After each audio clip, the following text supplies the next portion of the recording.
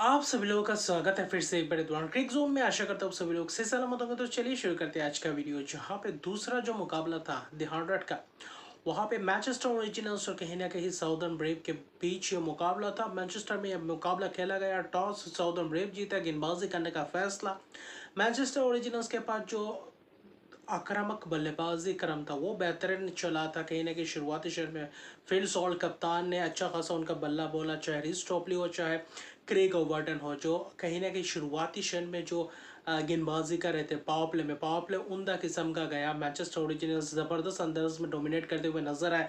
वहाँ पे भले ही मैथ्यू हर्स्ट का विकेट गया हो, क्रेग ओवर्टन, लेकिन कहीं ना कहीं फिल सॉल्ट और जॉस बटलर ने अपना बखूबी उनका रोल निभाया। और जॉस बटलर थोड़ा बहुत वक्त लगाए अपने फॉर्म में वापसी करने के लिए। थोड़ा बहुत छोटी सी पारी खेली, लेकिन कहीं ना कहीं थोड़ा बहुत आश्वासन दिए कर गए कि आगे आने वाले मैचेस में बेहतर प्रदर्शन की उम्मीद करेंगे, क्योंकि बहुत सारे दिन हो चुके हैं जहाँ पे मैचेस नहीं खेले। तो कहीं ना कहीं आते ही पहला मैच में इतना दबाव में बल्लेबाजी करना, कहीं ना कहीं एक हाई वोल्टेज मैच में प्रदर्शन करना उतना आसान नहीं होता। वहाँ पे फिर भी कोशिश की, कुछ चौके लगाए, रैम शॉट तो बेहतर अंदाज में शॉट्स लगाते हुए नजर है। लेकिन फिल सॉल्ट ने जो कप्तानी पारी खेले वो बखूबी अंदाज में, वहाँ पे छक्के भी क्रेग ओवर्टन को बखूबी अंदाज में लगाए शुरुआती क्षण में। और कहीं ना कहीं वहाँ पे फील्ड सॉल्ट पूरी तरीके से डोमिनेट कर रहे थे और वहाँ पे कोशिश कर रहे थे। क्रिक ओबर्टन को लगातार छक्के पे छक्के लगा रहे थे।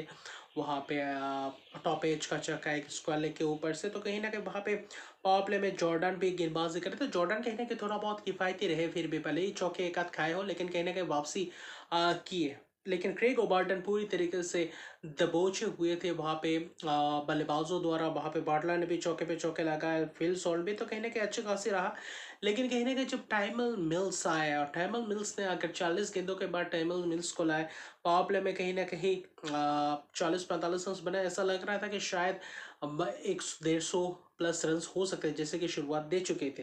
लेकिन जॉस बटलर को टाइमल मिल्स आते हैं, चटकाते हैं, विकेट्स दे बैठते, 18 गेंदों में 22 रन बनाकर चलते बनते। फिर हेनरिक क्लासन आते हैं, हेनरिक क्लासन कोशिश करते हैं रन बटोरने के, बीच में एक चौका लगाते हैं, उनका भी कैचेस छूटता है। लुइस आपकी जगह माइकल ब्राइसवेल बीच में कुछ गेंदे डालते अच्छी खासी। लेकिन टाइमल मिल्स पूरी तरीके से अपना एक्सपीरियंस झोंकते, चाहे वहाँ पे जेम्स कोल से भी बेहतर गेंदबाजी का मुजाहरा दिखा। बीच बीच में जब भी लाया वो बेहतर किफ़ायती स्पेल्स करके, जिसके कारण थोड़ा बहुत प्रेशर डेवलप किया।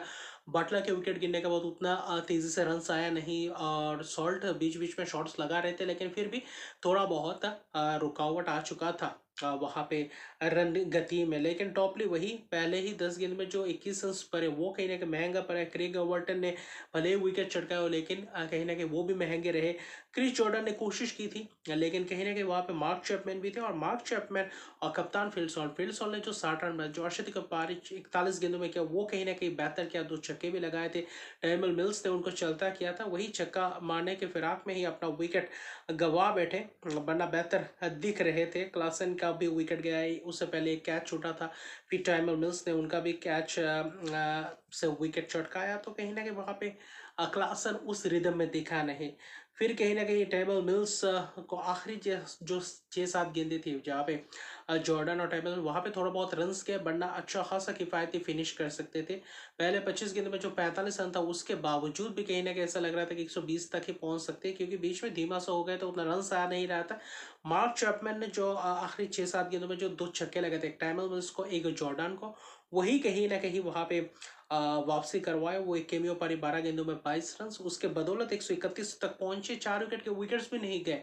और वहाँ पे कप्तान ने भी 60 रन की बेहतर शुरुआत, कप्तान का बेहतर शुरुआत इस द 100 के सीजन में। लेकिन गेंदबाजी में 3 विकेट, टाइमल मिल्स 20 गेंदों में 22 रन, यही एक अच्छी खासी गेंदबाज है। जेम्स कोल्स बेहतर है, ज़्यादा दिखे नहीं, लेकिन जब जब स्पेल और गेंदबाजी करने के लिए वहाँ पे पूरी तरीके से अपना एक्सपीरियंस झोंका, वहाँ पे अच्छी खासी कोशिश की, अच्छी खासी स्पिन कराने की कोशिश थी। तो कुल मिलाकर वैसा ही था। लेकिन 132 रन की टारगेट में साउदर्न ब्रेव शुरुआत करते हैं, और वहाँ पे ल्यूस डुप्लॉय और कप्तान जेम्स विंसी आते हैं। जेम्स विंसी ज़्यादा लंबा वक्त तक नहीं, एक चौका लगाते हैं, सोनी बेकर के शिकार होते हैं। और जिमी एंडरसन ओल्डेस्ट खिलाड़ी वहाँ पे, एक युवा खिलाड़ी भी थे जो डेब्यूटेंट थे, कहीं ना कहीं फरहान अहमद एक स्पिनर थे। तो सबसे युवा खिलाड़ी और सबसे ओल्डेस्ट खिलाड़ी आप कह सकते हैं, बुजुर्ग खिलाड़ी। लेकिन ल्यूस डुप्लोय ने वो कोशिश की जहाँ पे आपको करना चाहिए था चेजिंग में। पावर प्ले में उतना खास रन आए नहीं, फिर भी एंडरसन के खिलाफ थोड़ा बहुत प्रहार करते हुए नजर आए। पहले 5 गेंद में थोड़ा बहुत चौका, सिंगल्स डबल्स भागे, फिर कहने के अगले 5 गेंद में पहले 10 गेंद ही जिम्मी एंडरसन ने डाले थे, तो ठीक ठाक अंदाज से गया था। लेकिन उसके बाद जो 10 गेंदे थे वहां पे कहीं ना कहीं पूरी तरीके से महंगे रहे। जेम्स बिन से सोनी बेकर आते ही जबरदस्त अंदाज में बोल्ड कर देते हैं। फिर जैसन रॉय आते हैं, जैसन रॉय कोशिश करते हैं, वो पहले वाले जैसन रॉय बहुत दिनों बाद देखने को मिले, और वहां पे कोशिश ये थी कि रन्स कैसे बटोरा जाए, और वहां पे भी कुछ सफलता दिखा। सोनी बेकर अच्छी खासी युवा गेंदबाज, बेहतर गेंदबाज, बेहतर रिदम में दिखे।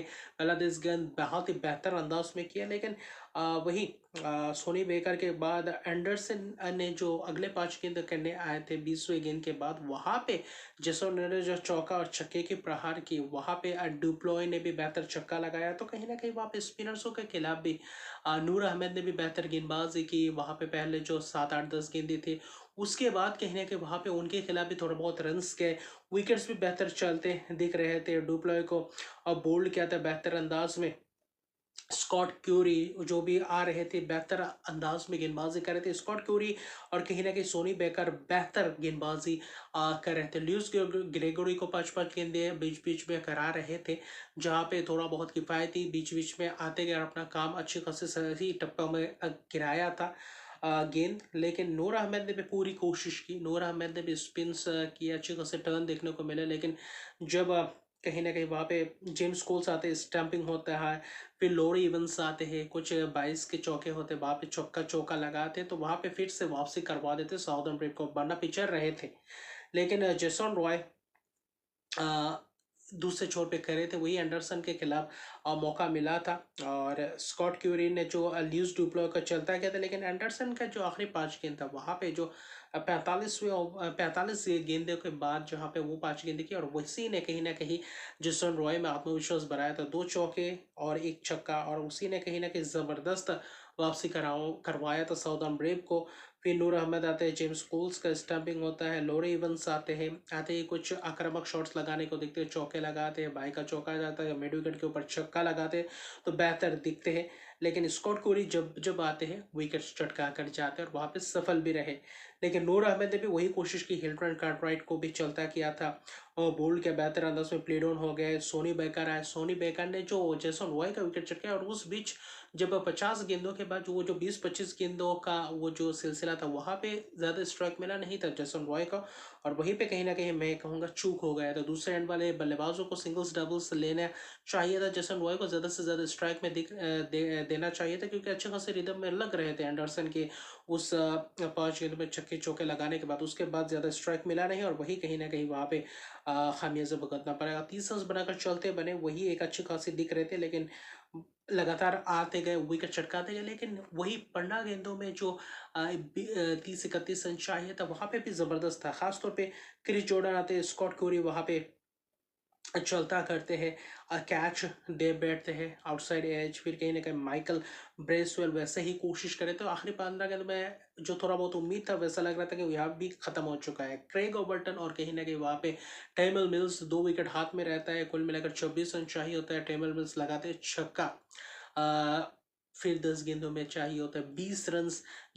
क्रेग ओबर्टन स्ट्राइक में, वहाँ पे जो अच्छे खासे गेंदबाजी कर रहे थे सोनी बेकर। उस बीच स्कॉट क्यूरी ने 4 विकेट चटकाए 20 गेंद में 28 रन। वो जो आखिर में छक्का लगा, बना बहुत ही किफायती स्पेल्स और बहुत ही मैच जिताओ वाला ये स्पेल करके गए थे। लेकिन वही जो आखिरी 10 11 गेंदों के बीच जो था, वहाँ पे मैच पूरी तरीके से साउदर्न ब्रेव लेकर गए, जहाँ पे सोच भी नहीं था कि यहाँ से मैच जीत सकते साउदर्न ब्रेव।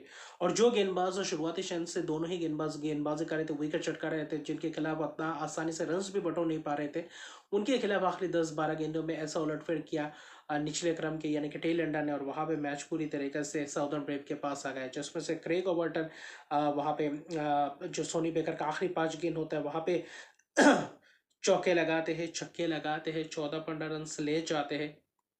और वही 10 गेंदों में जो 20 रन चाहिए था, वो आखिर में जाकर अब 5 गेंदों का खेल ले जाता है। वहाँ पे कहीं ना कहीं 5 गेंद में 4 रन के करीब से लगते हैं। फिर कहीं ना कहीं सिंगल्स आते हैं, लुइस ग्रेगोरी बेहतर करते हैं, टैमल मिल्स डीप कवर क्या तो कैच दे बैठते हैं। ऐसा लग रहा था आखिरी विकेट वहाँ पे 2 गेंदों में 3 रन चाहिए। आते हैं टॉपली बैकवर्ड पॉइंट के दरमियान वहाँ पे चौका लगाते और मैच जीत जाते। तो क्या रोमांचक बना मैच, का थ्रिलर मैच रहा। और दी 100 का दूसरा मैच बहुत ही उम्दा किस्म की मैच देखने को मिला। वहाँ पे 4 विकेट स्कॉट क्यूरी चटकाते हैं, वहाँ पे 2 विकेट सोनी बेकर चटकाते हैं, बहुत ही किफ़ायती रहते हैं। फिर भी आकर साउदर्न ब्रेव बाजी मार जाता है, जो कि क्रेग ओबर्टन का जो 8 गेंदों में 18 रन और जो एक छक्का लगा था टाइमर मिल्स, उसी ने मैच पूरी तरीके से साउदर्न ब्राइव की तरफ लेकर खड़ा किया। और मैं निराश हूँ, मैनचेस्टर ओरिजिनल्स ने जो शुरुआत किया था 131 नहीं कम से कम 100-150 रन प्लस होना चाहिए, तो वो भी चैपमैन ने आखिरी 6-7 गेंदों में जो 2 छक्के लगाए थे उसके बदौलत 130 तक 31 तक पहुंचे थे। बंडा ये मैच कहीं ना कहीं 110 पन्ना 20 के अंदर ही रुकते और वहाँ पे और भी आसान हो जाता साउदर्न ब्रेव के लिए। लेकिन कहीं ना कहीं ज़बरदस्त गेंदबाजी की दोनों युवाओं ने, लेकिन आखिर में वो नर्व्स कंट्रोल नहीं कर पाए, जिसमें से साउदर्न ब्रेव बाजी मार गए और जिसमें से सिर्फ 1 विकेट से जीता।